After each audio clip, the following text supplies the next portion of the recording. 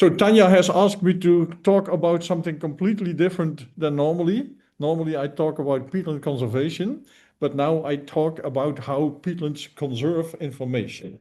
Because next to a professor in peatland science, I was also a professor in paleoecology, meaning the ecology of the past. So my job is to reconstruct how things have been in the past. At the moment, I'm busy with a very interesting project because a long time ago in 1910, in the peatland where I come from, a golden helmet was found. A Roman left a golden helmet. Only 5 of them has been found in the world, so it's very special. And that's what I'm going to talk about a little bit, but I will start first with the principles. Let me see how I get on. So we have something like the past, the things that have happened in the past. But the question is, how can we know about that? The past has only left traces, and these traces are read by humans, and they call themselves archaeologists or historians or a paleoecologist, and they make up a story of the past. And then the question is, what is this relation between the real past and the story that is reconstructed? There are actually two factors that prevent that the story that they tell give an accurate picture of the past. And the picture that we tell about the past is not the same as the past for two reasons. The sources, the traces, are incomplete, unreliable, and biased. And the person who tells the story, the narrator or the researcher, is subjective. He or she is the product of his or her culture, the time where he was born, where he's living, the place, the education, the ideas, the religions, and the politics, and that influences how he or she sees the past. So the stories that we always are presented as being history, they might not have anything to do with what's happened in the past. So there are different traces, there are different remains of the past, and there are different narrators who tell about the past, researchers of the past. And these traces produce different narrators. So if you are focusing on a written document, then you call yourself a historian. If you focus yourself on landscape patterns, then you call yourself a historical geographer. If you work with stone material, then you are an archaeologist. When you work with microfossils, then you are a paleontologist.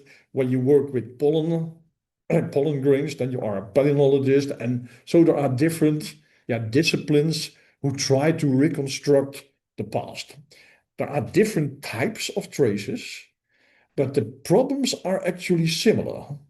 Whether you are an historian and you base yourself on documents that are preserved in an archive, then you encounter the same problems than when you are a palynologist who gets pollen from the peat and try to reconstruct the vegetation and the world out of these pollen.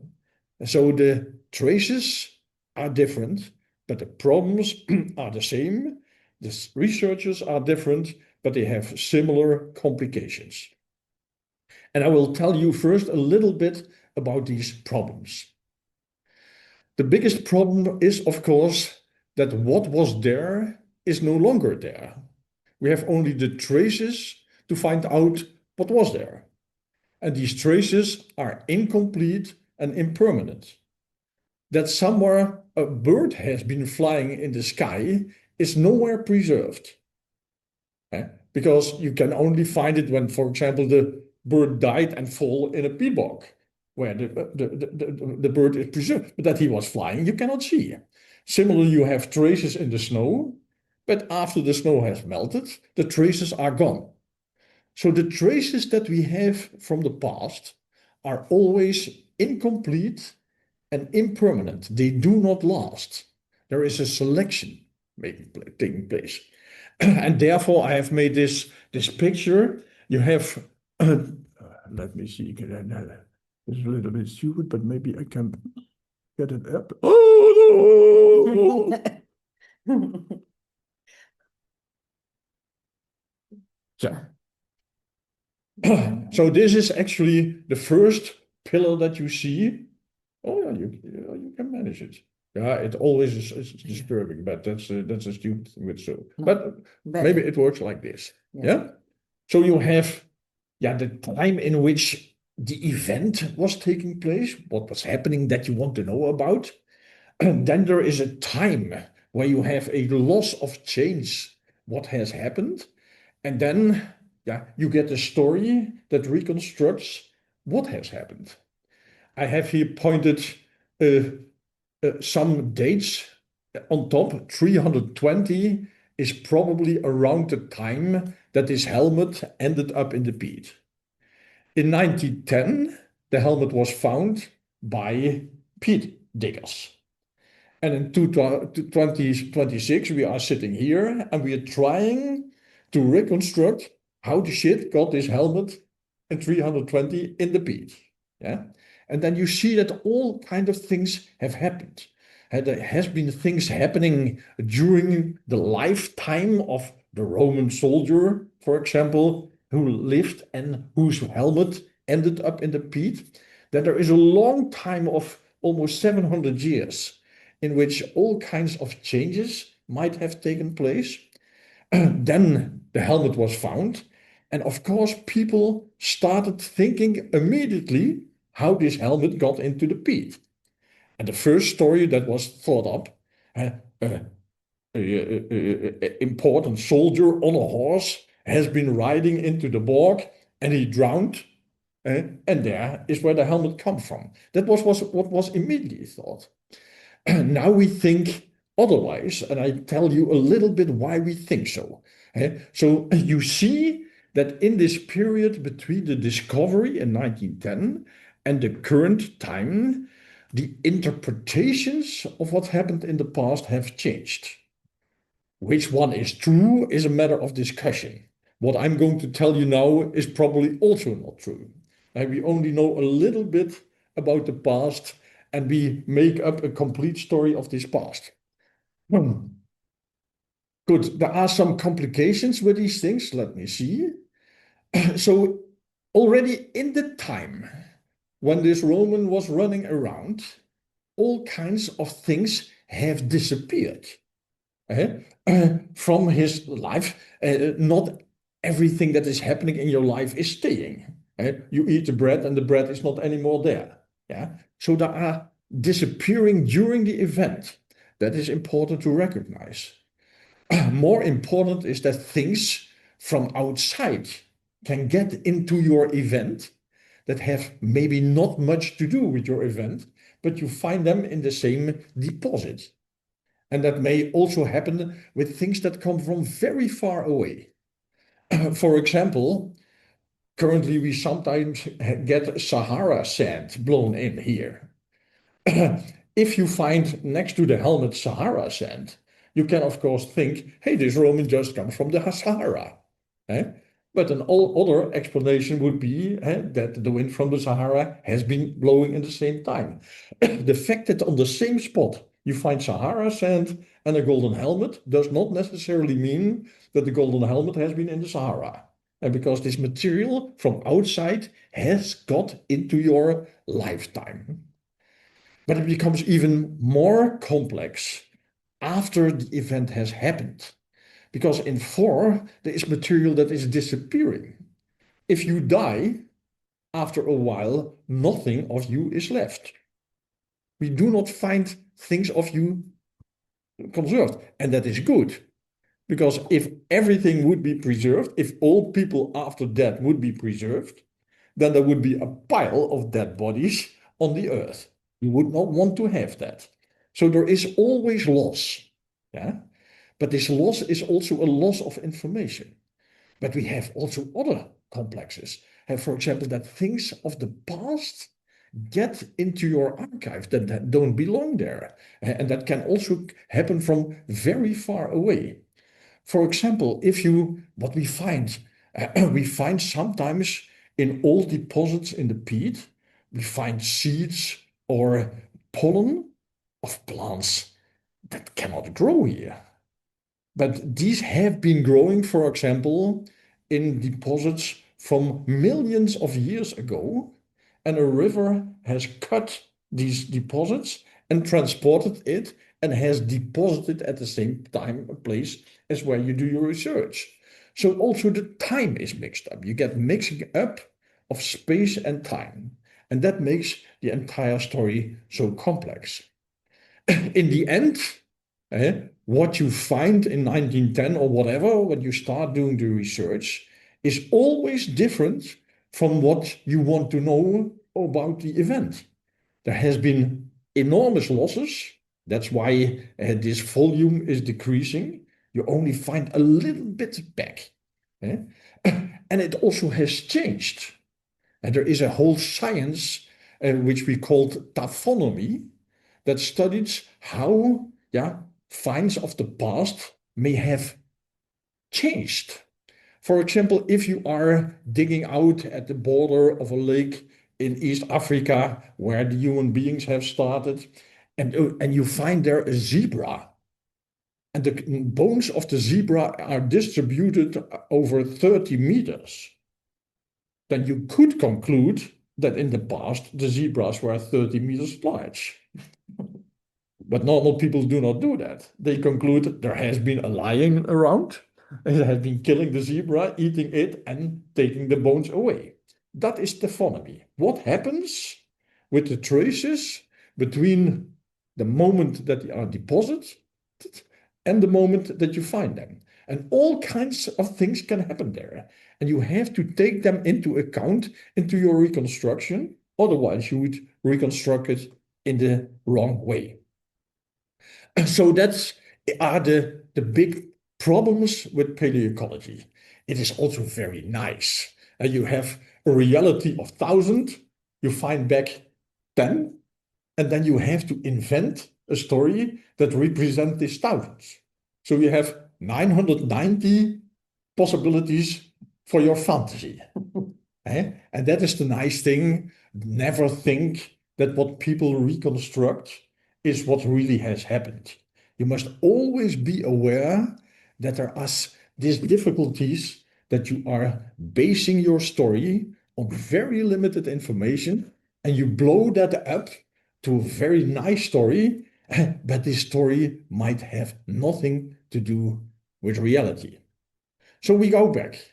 We have the past, we have the traces of the past, we have the researcher who looks at the traces and tells them the story of the past. And the big question is, what is the relation between the story of the past and the real past? By which processes is this story influenced? We all know that the story is incomplete. In archaeology, we separate different time periods. We have the Stone Age. Why is this called the Stone Age? It is simply called the Stone Age because stones are the only things that are left from this time. And because stones do not rot away or they do not blow away, etc. So you find the major remnants of this culture is stones. You should not think that these people were eating stones or drinking stones or having sex with stones, but they still call it the Stone Age because it's the only thing that has left from that time. And that illustrates how incomplete the sources are. And then after the Stone Age, you get the Iron Age, etc., etc. And you name things after what has left, but that does not represent the totality, of course. And the history of ideas. How do we know what people 10,000 years have been thinking? We do not know it because they hardly have been living left traces. They have not written books or something like that. But of course, their thinking has been an important part of their life. You see then that when a researcher starts to make stories of the past, that he or she not only looks at the traces, but the way of looking and interpreting the traces is depending on how society thinks at that moment. For example, in landscape ecology, there is an interesting theory that in former times there were no closed forests, that the entire forest was a park-like landscape. The fossil resources do not say anything about that. They say the opposite. And we as palynologists, we say during the entire Holocene until human beings came, and there was a closed forest. But you see that in ecology, there's a very popular discipline who thinks, no, there were big grazing animals before they were killed by human beings, and they have kept the landscape open to a park-like landscape. But this is not supported by the traces. This is brought in by the society and its ideas. And that is very interesting that then the ideas of society via the researcher are going to influence the story of the past. And it becomes more complicated because then this story of the past, which is already subjective, is going to influence the researcher, and it is going to influence the society itself. You see that you get completely new interpretations of the past when, for example, the society is changing. For example, in 100 years ago, people thought that there was much more order in nature. But since all kinds of things like the disappearance of religion, the collapse of communism, there was no straight thinking anymore that this should be the way that history would happen. You see that chaos aspects enter the interpretation of the past much more. So the society influences the story of the past, and then the story of the past influences society, and again, making this process very difficult. A guy once said, the past is not how it was, but how we are. That the people who tell about the past and interpret the past, determine the story of the past more than the traces of the past. And that has to do with the fact that if you only find 10 out of 1,000, that you have 990 ways to make another story. Yeah, that is actually the background.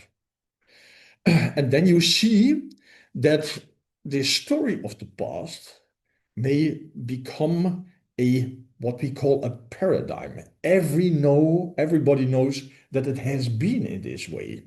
And you cannot, and you do not want to see anything else. In science, this concept of a paradigm is very strong. Scientists are disciplined in two ways. They are grown in a specific scientific discipline, but they are also disciplined only to think in the ways that are normal in this science. And if you think in another way, you are called lunatic and you are not accepted. The story of the emperor without clothes, you know this fairy tale. There was a very smart guy who had made a textile that was so beautiful that everybody would like to have it, but that could only be seen by honest people. And then the emperor ordered this guy to make a nice dress for him. And he made it in, and then he put it on, this dress. And the emperor said, yeah, he didn't see the dress.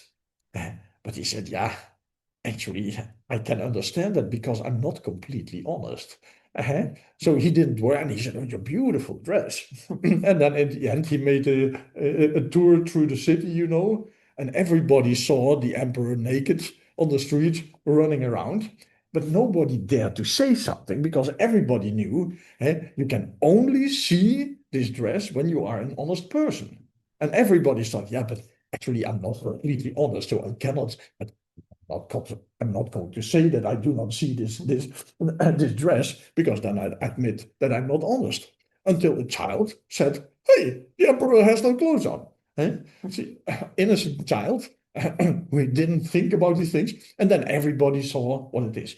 And this way of thinking of paradigms is very strong in science. We have it, for example, in peatland science. That is the theory of cyclic bog regeneration of Oswald. Hugo Oswald, he saw hummocks and hollows and derived the ideas that hummocks change into hollows and hollows change into hummocks. And this idea has dominated 60 years the theory in peatland science. There were some people who thought and who saw that it was different, but they didn't dare to tell that, because they said, yeah, I have only seen my own bog, and this Hugo Oswald, he has seen so much, and he's such an authority. How do I dare to say that I'm smarter than Hugo Oswald? And then you see what happened, that then actually from paleoecology, so from an other science, people start to study that and say, it's not true, it is simply not true. And you see that these paradigms, they very strongly influence the way of thinking within a science. And often these changes are brought about by people who come from the outside. Einstein, who changed the paradigm of mechanical physics into relativity, he was not a physicist. He was a meteorologist originally. He came from the outside and had an open mind. And that is what you need. Okay, let's go on. Important, that's why this is my grandmother and my grandfather, and I put this in because there is also a way that is important in many civilizations, and it is not unimportant in our time. That is, yeah, the traces that are left behind in culture, in your mindset, how you are raised, or that you have been learned.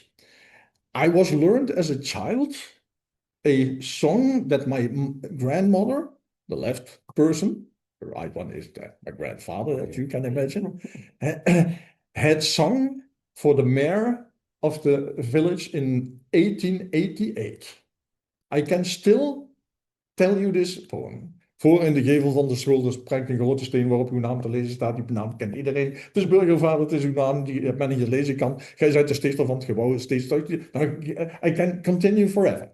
Hey, I am myself, with my grandmother, a evidence that oral history without problems can span 150 years. She sung that in 1888, and I can still tell it. The point is, of course, that like with all traces, changes may happen. That you do not remember it completely, and that you are going to fill it in your way, like with silent phone, this game that I say something in your ear, and then at the end a completely other story comes out. And that is also with these traces in paleoecology. So, and that is specifically important when you have secondary traces. When the primary traces, for example, the original story of my grandmother is not alive anymore, and you hear the song of my grandmother by me 150 years later. You cannot be sure that I say exactly the same what my grandmother has been saying. And we know that these changes in traces, we have this hearsay, we have silent posters, this game. We know that in this way traces are changing. But all these things then influence again what a researcher is doing and how society thinks about it. And then you see how incredibly complex it is to reconstruct the past as it has been. I have done very systematic research into the past of my own region, a peatland area, where I've studied the history very intensively over the last 200 years. And I did it on two ways. First, on the basis of the documents that I found in the archives, the written documents. And secondly, on the basis of pollen and microfossils that I found in the peat from the same region. They should reflect the same past. And after 5 years of research, I have come to the conclusion there is the past, There is history and there is paleoecology, and these three things have hardly anything in common. Illustrating that depending on the traces and depending on your mindset, you reconstruct the past. So all the stories that you hear about how the past has been, don't believe them absolutely. They will change in some tens of years when society is changing. How you have to deal with that? How do you have to deal with these problems? Yeah, first you must be open for all information from everyone and from all sides. Try to get as much traces as possible from most different sources. You must test this information critically, including the things that you are thinking yourself, because not everything is possible and not everything is true. Then you must formulate hypotheses. How can it be? How can it has been? And then you have to think, how can I test that? If I say, okay, it has been in the past like this, then you have to think, what would be the consequences then? And how could I test these consequences? So you have to test them all. Think of all possibilities. Then we use a very important principle that is Occam's razor, and it is called the simplest explanation is sufficient. If you can explain it in a simple way, don't do it in a complex way. Only make it more complex when it is necessary, when the simple way is not sufficient. But in the end, all the aspects that you use to build your story must be consistent. They may not contradict itself on any point. What also my experience is that you should never forget that even the most improbable thing is not impossible.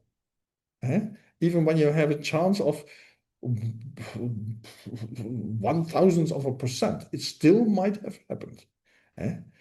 But you also have to recognize we will never know the complete past. And now we are going to look at this concrete case of this golden helmet. This golden helmet is a really beautiful thing. It is gilded. It is actually silver.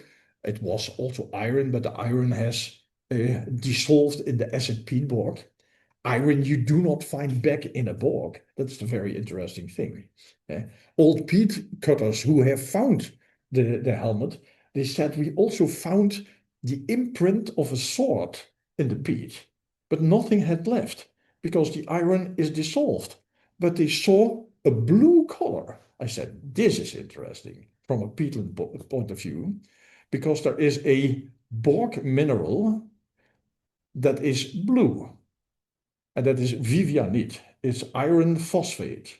Iron phosphate, all peat diggers know it, because if you cut it, then it appears completely white, and after a few minutes, it is becoming beautifully blue. The vivianite was used to make the blue of the clothes of Maria and the sky in medieval pictures. And this is that blue. So when these peat diggers said, we found a blue impression of a sword, I said, this is interesting. Because to make vivianite, you need iron, but you can expect a sword to have iron. But you also need phosphor. And there is not much phosphor in a bog. And vivianite we mostly find when there are dead animals who produce the phosphor. So it is interesting, this sword has been in contact with meat. What kind of contact that has, I cannot say, but otherwise you cannot have vivianite. So this is such an aspect of taphonomy. Now, this golden helmet was found in 1910 by 3 peat diggers during the digging of peat. I have no picture of these guys, and it's another guy. But a similar way of peat digging, they then found this golden helmet. And that was in 1910, and actually geology had not really developed yet. And of course, yeah, they described it later, the people who are there, that arose a kind of mentality like Klondike. Klondike in Canada was in that time a place where gold had been discovered, and everybody went there to dig for gold. And this was also such a mentality there. Everybody started to dig for gold. And they were only interested in the gold, and all the other things they thrown away. There was also a lot of leather, and accidentally some of these parts have been saved, like these shoes. We knew now that there are at least 5 shoes left of at least 2 persons, because they have the different size. So we know it must have been at least 2 persons. But all these things were first thrown away and cut away, etc., because nobody was interested. They were only interested in the gold. And these are some of the parts of leather that have been conserved afterwards, that have been found by smart people and collected and brought to the museum in the end. Nobody has really actually looked at where the material has been found and how it has been located in the peat. And of course, we would like to know that, because that helps to interpret it. The museum was very much interested in this helmet, and they immediately started to buying it. So they bought it for 3,000 guilder. In that time, that was much. So the guy who found it, one of the guy who found it, he got 1,200 guilders, and for 600 guilders he bought a house then. So it was a huge amount of money, and even the emperor of Germany sent a person to there to buy this golden helmet. It was something very special, and the museum bought it, but they never came and looked at where it had been found and how it was being found. The first archaeologist who came on this spot was in 1960, 50 years later. Yeah. And of course, exact information of how the find spot looks like is very important to explain how the material got into the peat, or also how it didn't. But if you do not have such information, you get only speculations. And actually, in our region, a lot of stories have developed, very strong stories, what would have happened. When I first presented research of myself that I'm going to summarize today on a congress in the village of this pea digger, I got a threat that because I was doubting the stories that the people were telling, that this guy was killed by local farmers and driven in the peat bog and drowned with horses and everything, that the Roman would come from his grave to punish me. That was the story in the region, and because I contested this story that there a Roman soldier had been drowned. So this was still a very important story in my region, and that's why I give so much attention now that I have time to do that to solve a little bit of these problems. And of course, it is difficult now, 115 years later, to reconstruct the circumstances under which the helmet was found. There are only a few contradictory descriptions. Even an intelligent guy who was interested and very active in archaeology, he reported on which depth the helmet was found in the peat. But this differs from one story of him to the other, from 1.20 meters to 2.5 meters deep. And that makes a difference, of course. So there is a lot of fantasy, but it is also very interesting to find out what really has happened. We do have the location on a map where the helmet was found. Here you see the ditches for a peat extraction, and this is the road from the peat village to my village where I was born. That's the weg naar Heleneveen. And there the municipality had pointed out exactly where the helmet was found in 1935, 25 years afterwards. The problem is, and they put an iron pole there, that nobody would ever forget where the helmet was found. But when then in 1956, one of the persons, Hannes Verlierup, the second of left, went there with a guy from the newspaper to point exactly where the helmet was found. They could not find the pole. and it was clear that the pole was not standing on the right position. It was at least 20 meters wrong. So it was even the historical information where this helmet is found, officially fixed by the municipality, is wrong. It's not the right spot. Good. Since 1910, a lot of the area has changed, the topography, through to peat extraction, peat fires. There was a huge fire there in 1959, the filling up of ditches and canals, and they have made it into agricultural land. They deepened it, they leveled it, deep plowing. So it makes no sense to go to the spot yourself now and take a look how it looks like. So this is the way how it was in 1910. And this is how it looks in 2010. The spot is now in the middle of a meadow. But sometimes we do have a little bit of luck, because an archaeologist decided to study these leather parts, these shoes, and all these leather pieces. And she discovered that in the seams where these leather pieces were put together, there were still some pieces of peat that had not been removed by the cleaning in 1910. Because when the stuff came in the museum, they first started with cleaning everything. You should never clean things, because the dirt is the information, of course. But so we found then very small crumbs in these seams, and they gave them to us with the question, can you study what it is? These were really small crumbs. These were a few cubic millimeters. Yes. But we have microscopically analyzed them with looking at everything what was in it, pollen, fungal spores, all kinds of small bugs that start amoebae, everything that we could find.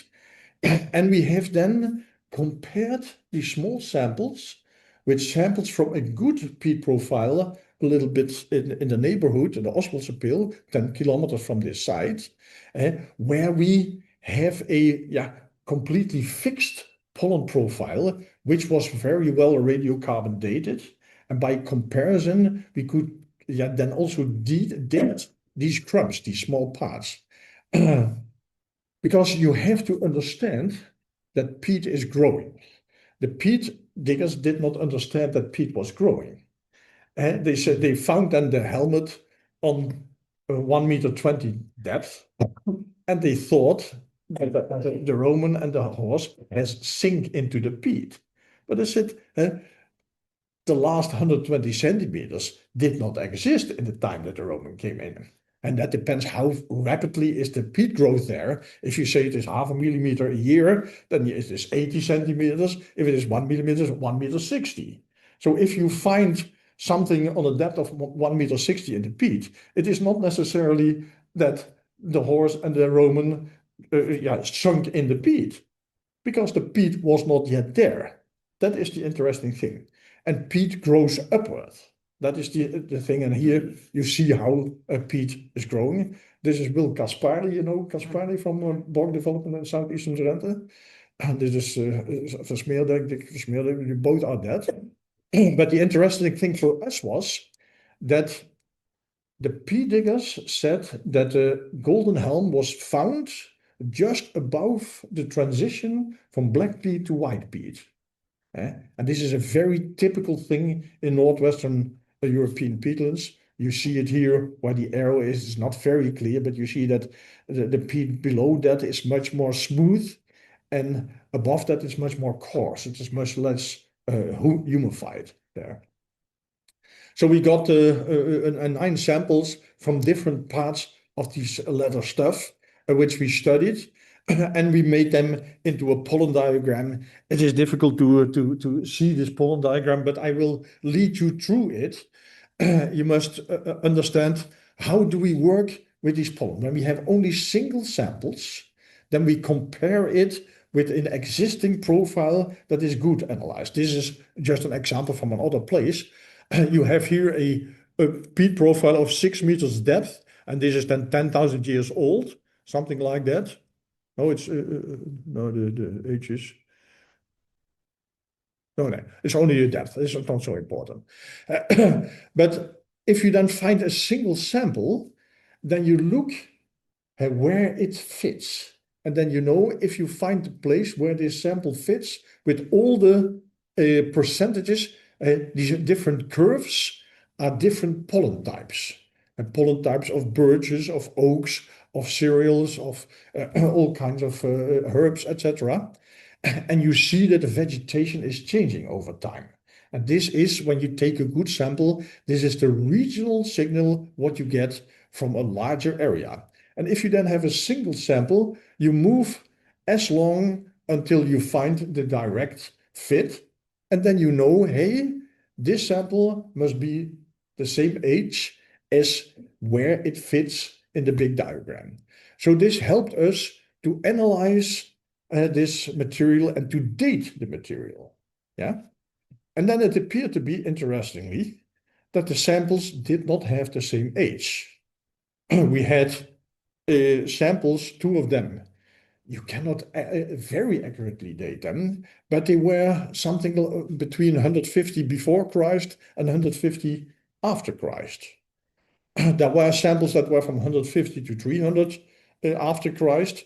There was a sample that was even 350 to 450 years after Christ. And that is interesting. And some of them had too little pollen to date, and two of them had hardly any pollen. We could not find them. But it is clear the different samples had different ages. Yeah? And this shows then that these samples, this material, has been in contact with peat of different age. It was peat of different age. So that the findings do not stem from the same depth in the peat. And that is logical. If peat grows only 1 millimeter per year and you have a helmet of 20 centimeters high, then there is 200 years representing the depth of the helmet, as simple as that. Yeah. But the fact that we found these different dates had important consequences. We found one sample, which we had to date until 350 to 450 after Christ. And interestingly, until recently, everybody was convinced that the helmet got into the peatland around 320 after Christ, because there was a purse found with 31 coins, and these were small coins with a very rapid relation that only kept in relation during a few years, and they were all dated around 319, 317, 300, etc. So this is the age of the coin. So it illustrates it must have been around that time that the findings have come in the peat. But our sample said we have something that is younger.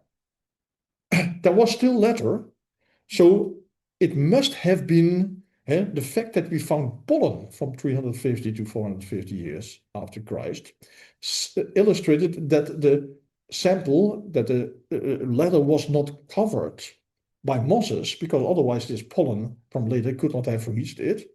But there was still ladder that had been conserved. This must have been underwater. So it must have been on a very wet spot for several decades, but directly at the surface. And looking at the dates of the other things, we came to the conclusion that the dates extend from after the finding of the helm until 2 to 4 decimeters below, so several hundred years. So it must have been laying like that. And then you have to conclude, oh, wait a minute, I must go back here. How do I do that? Yes, I have it again. So you see that one way or another, the findings have been got into the already existing peat. So they really had sink in, but part of it was still above that. And then we look at what was the content of the samples ourselves. In the older samples, we got so high values of pollen of grasses, of sedges, and of filipendula, and also of gallium, that was way too high for a bog. You do not find such high values. And we found also a leaf fragment of peat moss, but it was from the Sphagnum squarosa group. So it's not a bog moss. And we found fungal spores of type 123. We do not know what it is, but we know it is always associated with some more nutrient-rich conditions. And that is what you can, if you really want to study it, you can see that. You see also there's umbellifery there, and so there's all kinds of plants that do not grow in a bog. So it was not a bog in the beginning. Then the younger samples had less sedges. They had a fungal spore, what was only growing on cotton grass, Eriophyllum vaginatum. And we found also spores of a fungal that is growing on Eupatorium, on Filipendula, and on birch. Also not really a bog species. That's what you see here. And then the last one, the youngest sample, was very interesting. I already said the letter must have been in open water, otherwise it would have been rotten away when it would have been at the air. And we found a mass occurrence of this testate rhizopod is at the left. It's a very typical thing. It's called Amphitrema flavum. It has two holes, Amphitrema, and it is yellow flavum. And a fungal spore, Tilecia sphagni, to the right, which are very characteristics for very wet peat moss vegetation. Yeah. So that you see here. Yeah. And if you look at other pollen types, if you, for example, look at the pollen types of trees, the normal trees all had values that are common over a region. But some of these types, including birch and alder, had much higher values than what you find generally in average in the region. You found such high values that we could conclude that birches and alder would have been standing within some tens of meters distance from the spot. So there was a drowning forest close to the place where the helmet was found. And that is what you see here. So these values are really higher than what you normally find in a bog. Then I said, hey, this is interesting. This temporal sequence from something that is nutrient rich becomes less nutrient rich, and then where you see and then becomes a bog in the end. I know from space. This is a picture from Estonia, from Nigula, and this you might know. This is the edge. It's the edge, but I made this picture with you. In I forgot where it was. Here you see the edge of a peat bog, which has a more you have trees at the margin, a more nutrient-rich vegetation. Then into the peatland it gets more nutrient poor. And this is a very nice picture. I think it also made it in Estonia, where you see actually this entire sequence we saw also happening in time. In the peatland itself. So you had a drowning birch alder forest, a zone with reed, very thin, a sedge zone, a zone with dominant cotton grass, and then we got the living bog only. And so the things that we found in these samples, I immediately recognized as this gradient in a living bog. So we got the idea, hey, indeed, this is really in the lack of a peat bog found. Then we, of course, went to look for other sources. And I had found detailed peat maps of the municipality of Deurne. They had their own company. And in 1919, they have made corings of every 50 meters of their entire peatland area. It's incredible. And every 100 meters leveling. So we had, this is a part of this map. Red is where the municipality said that the helmet was found, and these points are all the sampling points. So we put them in a GIS, and that allowed us to think of all the peat and to reconstruct the mineral subsoil under the peat. Yeah. So the darker, the deeper it is, the lighter, the higher it is. So you see that this finding place is on the side arm of a big mineral ridge that is getting into the peat. Yeah. And this was a mineral ridge. And if we then look at the next sample, the next map is we have put the black peat on it, the peat that has been growing until 800 for Christ. And then you see that not everything is covered with peat. There are dry ridges between the peatlands, and the connection from this peat town, Heleneveen, to Lissel, where I come from, was still open. And the site where the helmet was found lies on a northern branch of this ridge. So you see everything that is gray was already covered with peat, but there was still here the possibility to walk. These villages did not exist, but if you would, this was a place where you could cross the bog. Yeah. And you see that the finding place with the star is on the side arm of this big mineral ridge. And after 800 before Christ, the peat gradually covered the sandy ridges. And near the site where the helmet was found, there was still remaining a small sandy hill next as an island in the peat bog. We do not know whether the connection Lissel-Heleneveen was still open, but it looks like this. And here you see the finding was directly in the peat, very close to a place where that has never been covered with peat. Yes.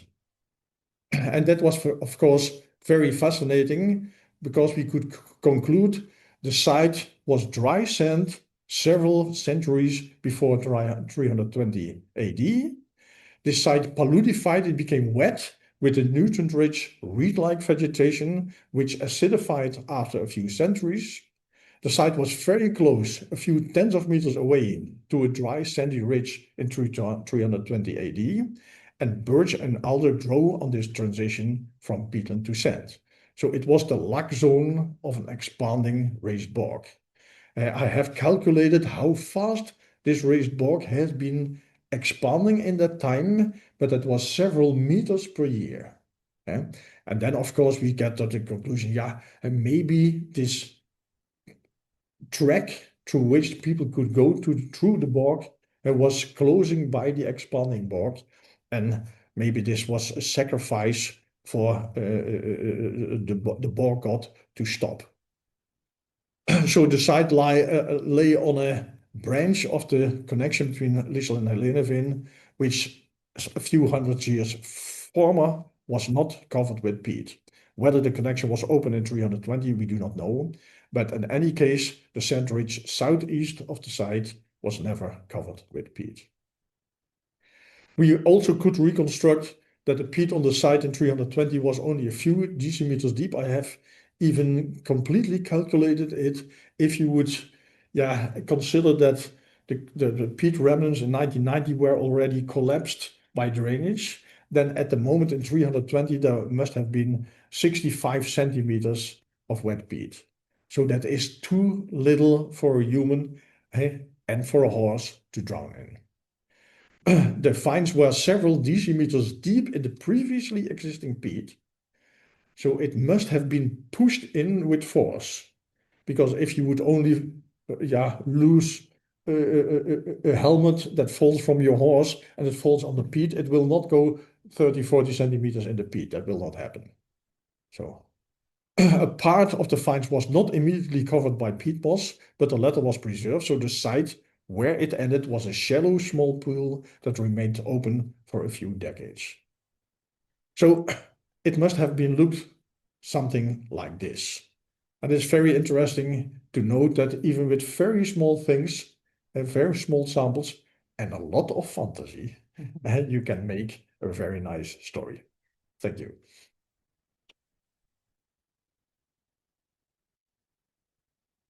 So you think he was just buried in the grave with his sword on the edge of a peatland?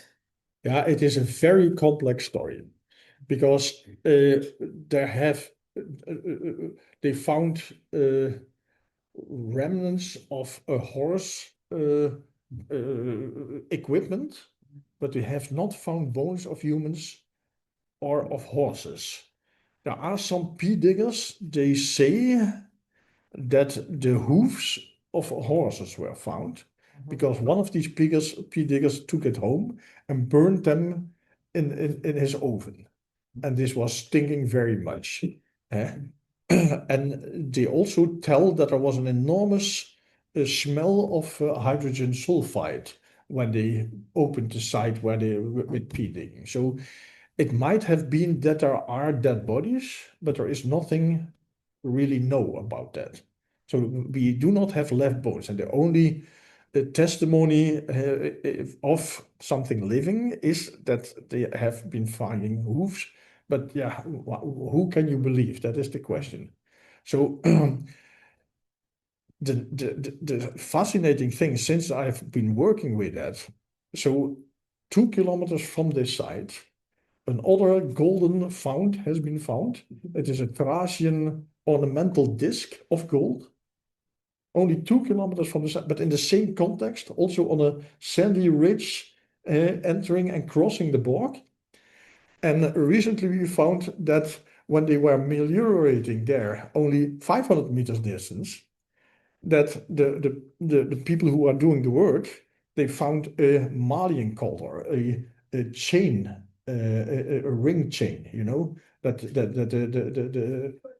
the knights were in former times carrying that they could not cut through. And they found these things, and then these are very heavy. These things are 12 to 18 kilograms. And normally in a bog, they are dissolved by the acid water. You do not find any iron in a good bog, but there they found it and they could recognize these rings. And then they said to each other, this must be very old, this must be from the time of the knights. So they put it away next to a small track for later. And then only a few weeks later, they told it to somebody who was interested. And he immediately jumped on his bike to look at, but then it appeared to be that the old iron collector had already collected it, etc. But it is interesting because it's also taphonomy, because then these people who have found that, they said, yeah, we found it in a small peat hole where people had been cutting peat, but not very deep, because they could not get deeper because there was so much spring water coming up. I said, that is fascinating, because the spring water doesn't have an acid pH. If you would have had an acid pH, the iron would have disappeared. So this was spring water, and that conserved. So it fits what these people are. So I'm completely convinced that they are telling the truth.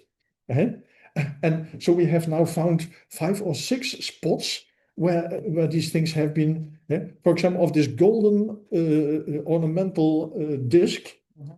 There are a few of them identically found, one in Bulgaria, and one on the island of Sark in the Channel Island of England. It's exactly the same. So you might ask yourself, what the fuck are all these golden things doing in our bog, and only in a very small part of the bog? We do not know. I have no hypothesis what really has happened. We try to reconstruct everything, and we find every month we have new discoveries of what's happened in the past. And then after you have collected all these facts and checked them for their truth, then you must try to make a consistent story. I do not exclude the possibility, also because this helmet was made in a place in Byzantium, Constantinople. This golden disc was a Thracian golden disc. That these are parts of that which king, which emperor of Rome, he once conquered Thracia and Dacia. Don't ask me, there's a school children who are going to school. Which We were to Rome in fifth series. I do not know which is one, but he brought so much gold from there that he had a procession in Rome for days with all the gold that he brought from Thracia. And you can imagine that this has been used also for giving it to soldiers, and so you have to pay soldiers, etc., etc. And how it. Yeah, I do not know it. I could check it, but I do not know it. And you can imagine there are all kinds of stories. For example, this was a leading person, a centurio. Otherwise, you do not have a golden helmet, of course, etc. It might have been that it was a German, so a barbarian that had served the Roman Empire for 20 years and then went back home and started to have a quiet life and wanted to get rid and to sacrifice. These things have also happened. In bogs in the world, a lot of these things have been found that have been sacrificed, etc. So, but we do not know it. First, we have to collect everything that is known. That is my strategy. I work with a guy who has a very clear idea what has happened, that the local persons have chased this Roman of more than Romans, probably a whole cohort, and kill them, etc., etc. And he wants to defend that, but I said no. I have whatever the story is, whatever the explanation is. The fact that you find a golden helmet in a bog is always special. Yes. And his father has worked for tens of years. And he, as a boy, had to go with his father to this spot and pick in the peat, and they have found 25 big stones in a radius of 25 meters around the place where the helmet has been found. And I said, yeah, normally you do not find stones in the bog. It was in the peat, in the black peat. And I said, yeah. Then he said, yeah, these stones were used to kill the Roman, of course. We cannot prove it. We have not found it. We have not found the Roman. But I said, yeah, first, that you find a golden helmet in a bog is extremely improbable. The fact that you find 25 big stones in the bog pit is incredibly improbable. The situation that you find these two things on the same spot, if they would have nothing to do with each other, would need to make the improbability even more larger, because you have to multiply a very low improbability with another improbability, and then the chances are virtually zero. So if you find one improbable thing together with another improbable thing, it is most probable that these things have something to do with each other. And then the question is, what kind of story is it? Yeah, I do not know. But that is the fascinating thing of trying to find these out, just like a criminal story that you try to solve something and who has murdered. Yeah. Kolja, you had a question. Two of them. Oh. First was, you have written sources of description, such kind of helmets, who used to wear it, which kind of soldiers or officers of Roman province? Yes. The interesting thing on the helmet, there is a description of the maker of the helmet. That's why they know that he comes from a place in Byzantium, etc. The Romans have left a lot of material. Mostly, there are some descriptions of how soldiers were dressed from these Tacitus and all these guys these Roman authors who are writing. But more important are, of course, the paintings there are and the statues there are of soldiers, because these soldiers are often depicted on triumph arcs, etc., etc. And there you get an idea, and that also helps us. So I'm studying also these things to find out, all kinds of things have been found. For example, also a girdle with a gasp, etc.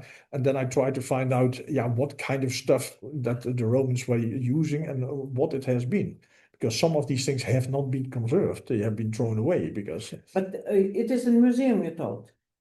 Only part of the findings are in the museum. No, but if it's lying in the museum, so then people who accepted this had to usually describe it and say, this is a typical helmet of... There are publications about this helmet. Yeah. But Kolja was asking whether there are publications from Roman times.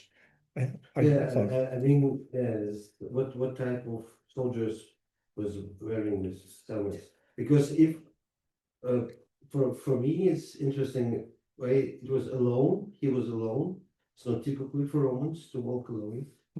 He was probably not alone because they found And other theory hypothesis from my side is maybe it could be a trophy, for example. Somehow brought it from fought with yes. visitors or with some crucible, how to say, So we have Yeah, this is all possible. Matvey. It was something special. They have now this woman who has worked on this ladder. She has put all these pieces together and has come to the conclusion that there are ladder parts that have been part of a purse in which the golden helmet could be transported. So probably the golden helmet was not on the head of the guy, but it was part of his luggage. Yeah. And they have also been able to fit different parts of a leather together. And that has apparently been a tent. So it was. It seems to be that an important part of the equipment of a important soldier. They say, okay, this. They call it a centurio, a guy who is the boss about 100 other soldiers. Yes. The nice thing is the helmet is from the time of Constantine. Constantine was one of the emperors who was very popular with his soldiers, and he fought against the sitting emperor in Rome, and they had a big battle on a bridge. And before the battle, this Emperor Constantine had a dream, and that was saying, "In this sign you will win." And this was the sign, the hero sign, the sign of Christ, the hero sign. And on this helmet, there are very many hero that you can interpret as hero signs. So it is also known, it is written on the helmet that it was a helmet of the established, something like that. This was a horse regiment of which they know where they have been. That has been historically fixed. So they have been all over Europe, and they also have been in the direction of Britain, etc. So we know a little bit more of the helmet. It cannot be excluded that it is a trophy, and that somebody. But why do you put all this stuff in a peatland? Which is not strange. You have found enormous amounts of sacrifices in peatlands. After battles, certainly that they have thrown everything in the peatland, etc. But all these, the special thing is that that they are actually a single finding. We have in the south of the Netherlands, we have not found bog bodies or other archaeological things, and only this golden stuff. Against all the other things they have thrown away. They have thrown away an enormous amount. For example, after this peat extractor had sold his part of the helmet to the museum for 1,200 gulden, then a guy from a hotel in the next village, he remembered that he also had a fibula, a Roman thing that was found in the peatland there in the neighborhood. So he sent this fibula to the museum, and I said, "Don't you want to buy this?" Because everybody thought that now I have also something, and they gave good money, and I found this back, this letter. A day later, the museum wrote back, "Oh, we have enough fibula. We do not want it here. You have it back." And then this guy threw this fibula away. Nobody wants to have it. And for example, one of the finders, he had also such a thing. And he has, and he had also a golden part of the helmet, and that he was a very shy, a very modest guy. The guy who got the money was a smarter guy who could write, etc. And he did not give the money to these other guys who were helping him, etc. Although they had agreed that. And then this simple guy went to Leiden with a train by train for the first time in his life, and went to the museum. and he had all kinds of things with him, including such a gift with a leather belt. Yeah. But then they treated him like shit, and then he put everything back in his pockets and went home and has used the belt for decades to carry his own water bottle. And after he has died, his family has thrown away all his clothes because they were very poor people. And they said, yeah, we didn't recognize that he had these things. So a lot of these things have disappeared, and we try now to find out what it was, etc. And that's fascinating, because this guy of this belt, he was so frustrated. He had 14 children, had never had decent work, and was as poor as hell. And he was always complaining that he had been fucked up by his mate with his golden helmet, that he had not got any money. And he was always, and his wife sent him then out and stop with this talk, you cannot change it anywhere. But then his grandson came and spent the summer with him, and he has talked all the time with his grandson about these findings and what has happened.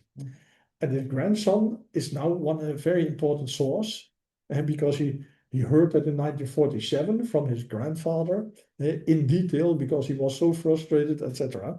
And therefore we know what has happened, and we can really also try to reconstruct it, and etc. So it's a very fascinating story. Yeah. Yeah, the second question was, it's quite interesting method using the palm fingerprint for dating some. Have you used carbon radiology to confirm, or No, you could have done it. or it's a small amount of Yeah, you can do radiocarbon. We have done that, not with these samples. So we regularly do radiocarbon on one sheet, for example, with AMS, accelerated mass spectrometry. You do not need very much. You only need 1 milligram or something like that. And we have also done it with single pollen, that we have. If you have 30 pollen, then you can date that. Also not very accurate, but it is always the question what to do. You have to choose, look at the pollen what it is, and then you cannot radiocarbon it anymore. If you radiocarbon it, you simply burn it to CO2, etc., to carbon, and then you cannot see anymore what it is. That is always the problem. If you have very little samples, you have to choose what is the most efficient information source. But I'm not a specialist in that area, but why you cannot first phenotype the pollen and then burn it for radiology? Yeah, because to make the pollen recognizable, you already have to treat it with all kinds of chemicals. And actually, we partly burn it in a mixture of concentrated sulfuric acid and how do you call it? Acetic acid anhydride. And this is a strong oxidizer which actually burns more or less the pollen a little bit, that they become more clear to recognize. So, so you cannot do the simultaneously or not with afterwards. Victor has a question on.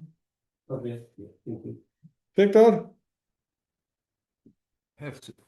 Okay, can you hear me now? Yes, Yes. now I hear you. Beautiful story. Thank you very much. Detective story. But I'm always more interested in the history of peatlands than humans. So I would rather like to use Roman soldiers to date peatlands than otherwise. But anyway, I have another question, a general one. Yes. How to use this? Because the fact that peatlands preserve human artifacts like Roman soldiers, golden helmets, etc., is often used as one of the arguments to preserve peatlands. But I think it's a perverse argument, because all these artifacts, bog mummies or helmets or whatever, have been found during peat extraction. Exactly. And I don't see actually an option that by preserving peatlands you can contribute to archaeology. A part of, the pollen story that when you find, pollen of arable weeds is a better indicator of human activity than Roman soldiers drowned in peat or buried somewhere. Or I don't know, charcoal. But do you know any evidence that archaeological information can be retrieved by not destroying a peatland? Yeah, there are of course non-invasive peat research methods. You also know them. We use them also in Mongolia with penetrating radar, etc., and geophysical methods. But it is not fine enough to find these things. Yeah. I accidentally, a few days ago, finished an article about the conflict between nature conservation and culture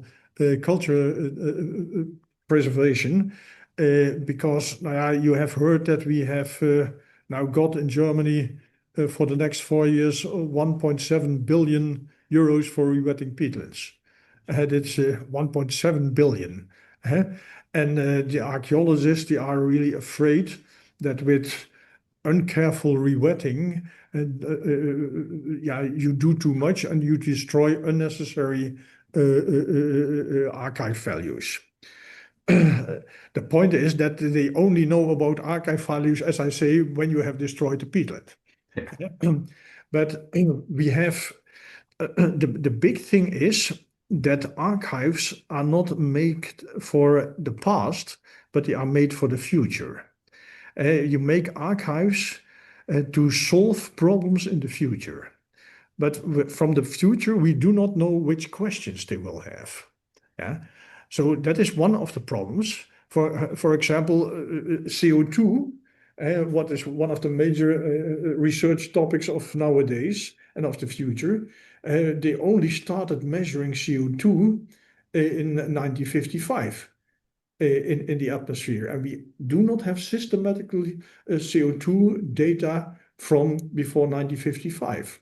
And then you have to go to paleoecological archives to reconstruct the CO2. I myself have developed a method which is very widely used to reconstruct CO2 in the very far past by looking at the relationship between CO2 concentration and the size of stomata and the density of stomata of leaves. Yeah? Because if there is more CO2 in the atmosphere, your stomata can be smaller and your density can be smaller. Because with stomata, is a trade-off between losing water and getting in CO2. So these different tree species react in a different way on the concentration of CO2. Birch is, for example, a very good indicator of CO2 in the past, because it originated already in tertiary as a plant species, and it has this flexibility to move with its. So the method that we used is now used, that we developed in 1995, I think was publication, is used for reconstructing CO2. For that purpose, you need archives. But as I said, first, you do not know which questions the future will have.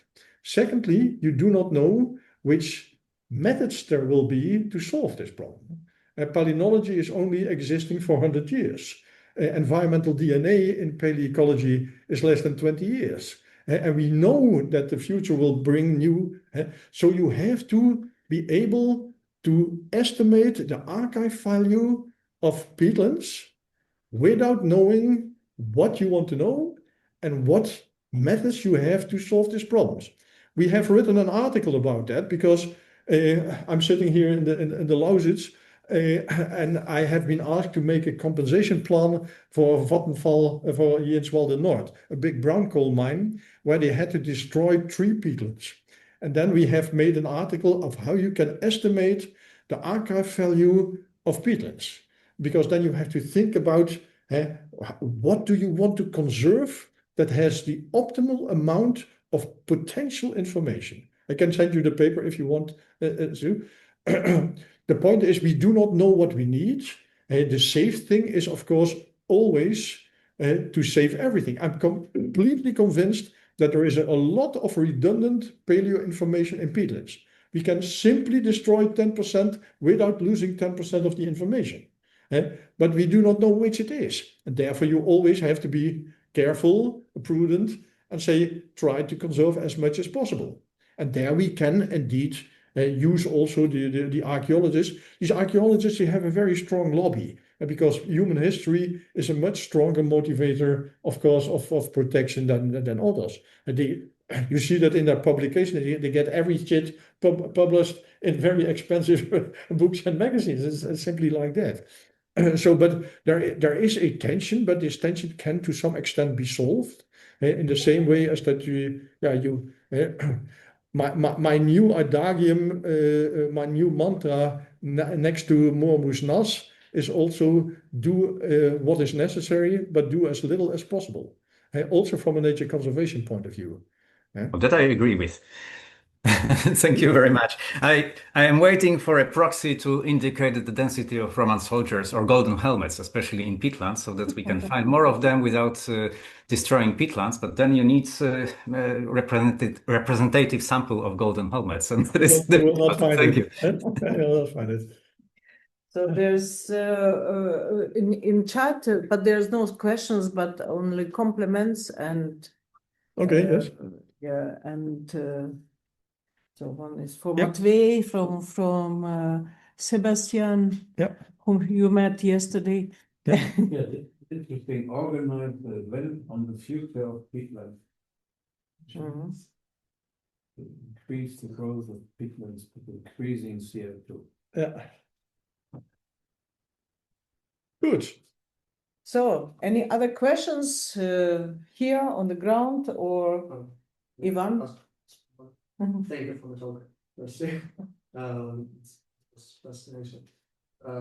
So the question is quite on a tangent. It's just how much climate information can you extract directly from that pollen diagram, that complex diagram that you showed before. Yeah, direct climate information you cannot extract. You must always understand that pollen is coming from plants and that plants are growing in a vegetation and the vegetation reacts on climate. So there are different steps, and that is like with silent post, that your information is getting less clear. Yeah. I worked in an institute in the Netherlands, in Utrecht, where they were using pollen as a direct indicator of climate.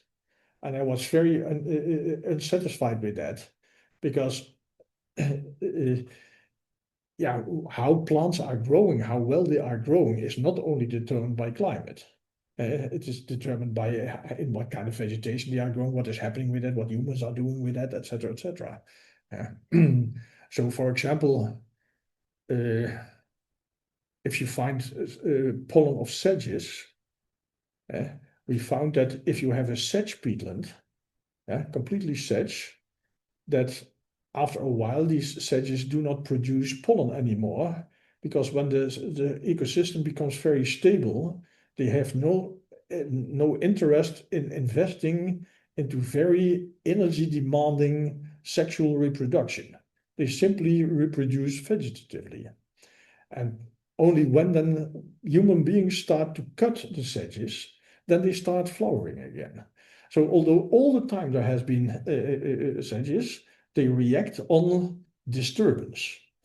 But if you do not think about disturbance and you interpret everything as climate, what currently is very often the case, then you make mistakes. I remember I was in Corsfogno in Wales, where Jenny Schulz has made her PhD on, with Keith Barber. And they found a layer where the peat was completely changing around 1100. And they said, yeah, this must be a climate signal. I said, is this a climate signal? It's interesting. I said, how old is the monastery there? Yeah, that's from 1100. And what they do? Yeah, we kept sheep. So why wouldn't this becoming more dense of the peat not be the result of grazing of sheep? But you see there is a paradigm currently that everything is related to climate. because climate brings the money, also for research. No, but I also think that because when this Palo method was invented, people were so excited by this indicative capacity Yeah. of this vegetation that they just were not thinking about this, but just interpreted all directly. Because it can show us this and this, and then came the other factors. Yeah. Yes. Yeah, it is of course easier to take the easy way and say it's a one-to-one relationship, but it is not. Ecology is more complex, and everything is an expression of everything. That's the nice thing. It also means that you can get information of everything. For example, what is an indicator of peatland emissions? And you can measure it, but what can you use as an indicator? I always say in my lectures, you can also use as an indicator for peatland emissions the distance to the nearest pub. And I've worked this out. In that booklet of us, we have shown the distance to the nearest pub next to the peatland distribution. When there is a pub, there are people. If there are people, there is drainage. If there is drainage, there is emission from peatlands. There is a relation between the distance to the nearest pub and the emission values of peatlands. It is not a very strong relationship, but it illustrates that in ecology, everything is connected with everything and that you can use everything as an indicator for everything else. Not always a good indicator, but it works. And you must be aware of these interrelationships to interpret these things very well. And that's why I said you have to take all the hypotheses into account. What can have happened? For example, we once found that was also close to an archaeological finding spot in my Pale area, that in late glacial times there was a pine forest, and it was removed every 150 years. And then it was an open spot for a while, and then a pine forest again. And then the question is, what could have been that? And then you have to think, what could have caused it? And you can say, okay, that's a cyclic climate. It can be indeed that these archaeological people have returned every 150 years, eaten the entire region empty, and then went back, etc. And then the forest could recover. It could be fungal diseases with a specific frequency. It can be the natural fire dynamics of boreal forest, and all these things you can use as an explanation. And some of these things you can test. For example, if it is forest fires, then you are going to look for fungal spores that are indicative for fires. We have them, Ginospora, for example. And so you must think of all kinds of hypotheses, and then think of how can I verify, or better not, falsify my hypothesis. And that is what brings science further. Hans, could you exclude the possibility that Obelix was there? No. That is the nice thing. You cannot exclude anything in scientifically. You cannot prove absence of something. You can verify the presence of something, but you cannot falsify the absence of something. That's simply so.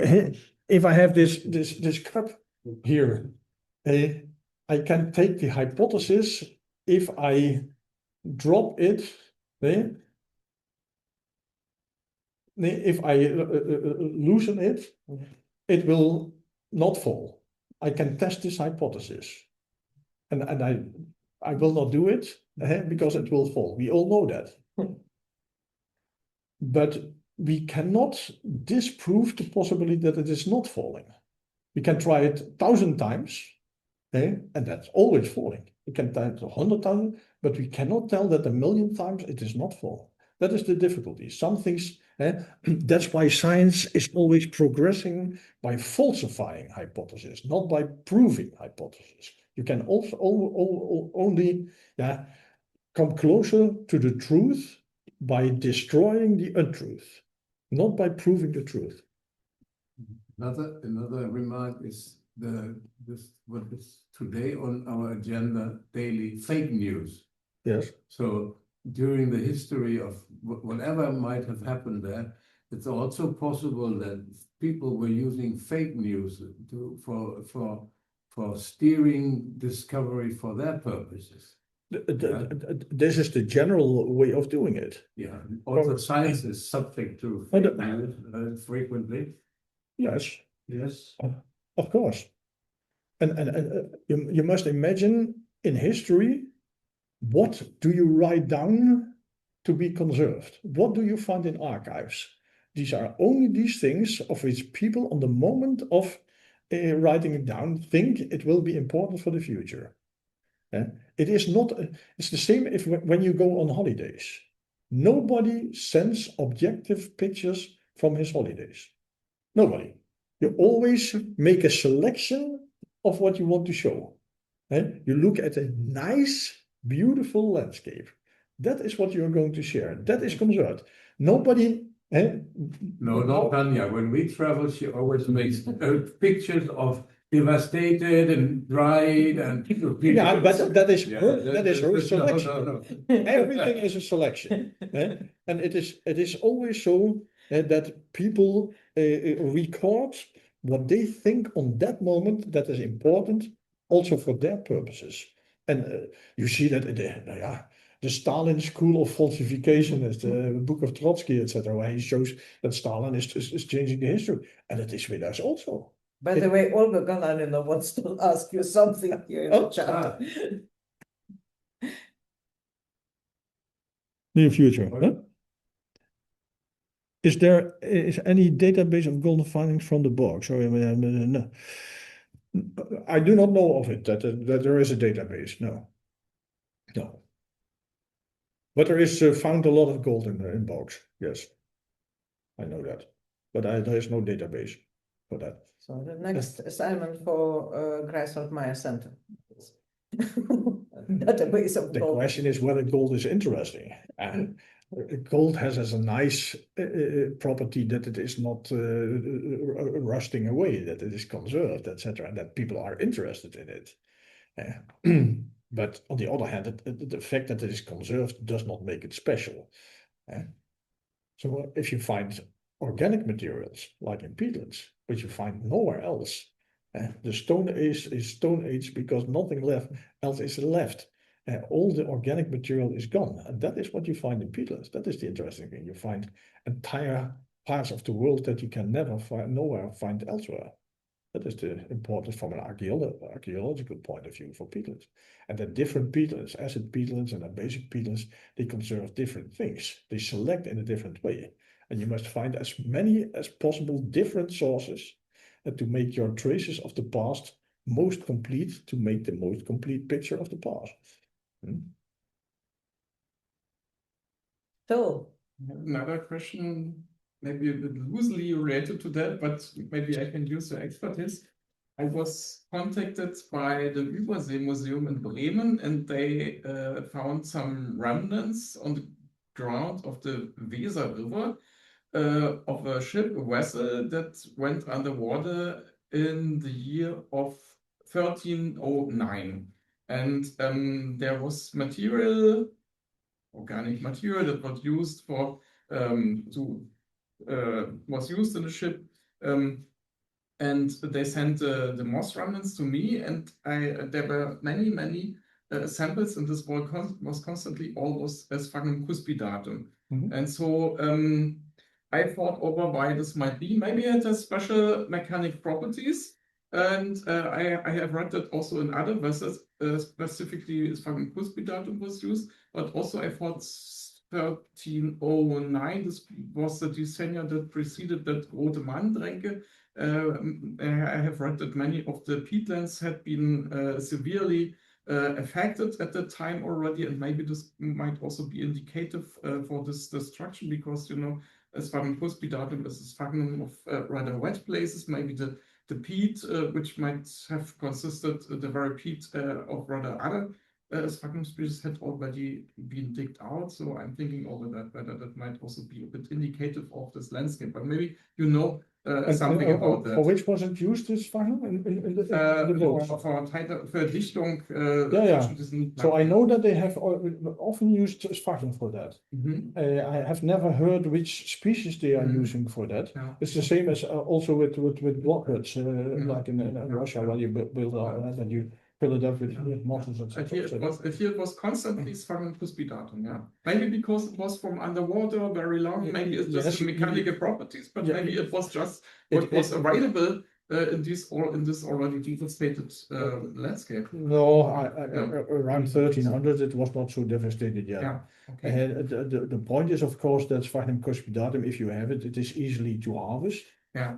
With reeks, which these others, Okay. the hammocks, they are always much rooted with things. And with Sphagnum cuspidatum. So it's like technological reasons. It was so destroyed, but the ditches were already. Yeah, of course. And there, as Sphagnum is growing, I remember that from in my peatland area, there were also Sphagnum collectors coming for that purpose, or for horticultural purposes. And they worked also in these pits with Sphagnum cuspidatum or Sphagnum phallax or something like that. These very wet things, because they are easily to collect. Sphagnum cuspidatum has a very interesting property that if you dry it, that it becomes irreversibly hard. There's a special peat type. It's a Sphagnum cuspidata peat. It's called spalter. In my dialect, it's called blankert. Because if it's the peat type that I like the most. It is very good taste. It's very smooth, and you can easily bite it, and it has a little bit sulfuric taste. It's very nice. But if it dries, then it becomes as hard as wood. And it is so sharp because it are very fine layers. You can cut somebody's neck with it. But this is typically for Sphagnum cuspidatum. So this was the special material that they especially used for technological reasons. The point is that it becomes so hard is only when you dry it. And in a boat, I do not know whether if it is. They were transporting. Yeah, I think no, that was used for material. Yeah, but I do not know. I know that the peat is when it is dry, it is irreversibly hard. You cannot get water in it anymore. You can make. This is the purpose of the ship to not get water into the ship. Okay, but it also shrinks a little bit. Like this modern penoplast. Maybe they were using this as a to keep ship on the not to sink. It's a common tradition to fill up wooden ships and houses. They call it to caulk. They do it with wool. They do it. But here they use constantly the Sphagnum cuspidatum, and I think this was then for technological reasons. No. I would not put it in the places then, but I would make the wood and then the moss and then the wood on it and fix it and not try to get it in. Maybe it is how they because then you could use this irreversible drying so that could be. So this would be quite plausible. So parsimonious explanation. Thank you for the one. So more questions from audience here or from Olga, we already read it about the database of golden. Oh no, that's the gold. Olga is after the gold. Huh? Yes, I'm glad. Hello, Olga. We don't see you actually. Do we see Olga? No. Everybody is hiding. I'm trying. Oh, I see you. We can see you. Okay. Olga sitting in a dacha. Yes. Oh, you're not in Petersburg. No, I'm in Pskov region. In Pskov. Dacha. Living in the village. Not far from the bog. Yes. I just wanted to say thank you. It's very interesting because recently I got a book from Hermitage, because from time to time they have meetings of a specialist who discover something from the box, from the pit. Okay. Yes, and I have a very nice book. It was in the library in Komarov Botanical Institute, but it how to say, the topic is not really about botany, and they wanted to give this book to someone, and I took the book. Okay, Maybe I can send you a title. that's good. Yes, perfect. I'm always interested in books. Yeah. Okay, so thank you very much, everybody.